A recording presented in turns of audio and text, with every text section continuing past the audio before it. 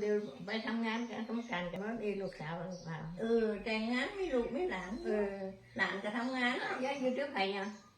แต่อยู่นี่กับมันไม่ใครเนาะพอเปลี่ยนกับเมื่อคืนเขามานอน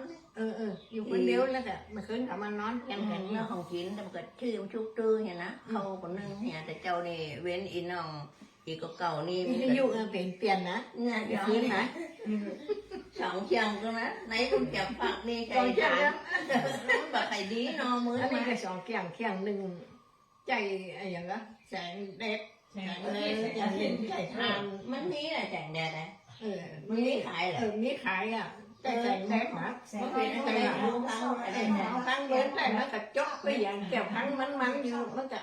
แสงแดดมันมดมันจะปุ๊บปุ๊บไปเนี้ยไปซื้อเคียงตีใจทานมาเดี๋ยวนี้อันเจนานก็แค่อันจับฝักเหล่านี้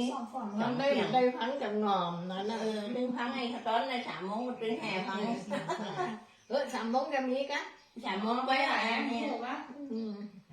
มันการในนี้นะก็ออก3 โมงนั่นน่ะแต่เจ้านี่มันอันพังขาย6 โมงอ่ะที่เป็นพญาแปะคำเนี่ยแต่เจ้าอันนี้thì bướcนึงคนละเจ้ามาใน6 โมงถึง7 โมงขนาดที่แรกเป็นเจ้าอันนั้นนะแล้วก็การกันย้อน เข้ามาเองแบบนี้ฮะมาเจ็บเอวกันเลย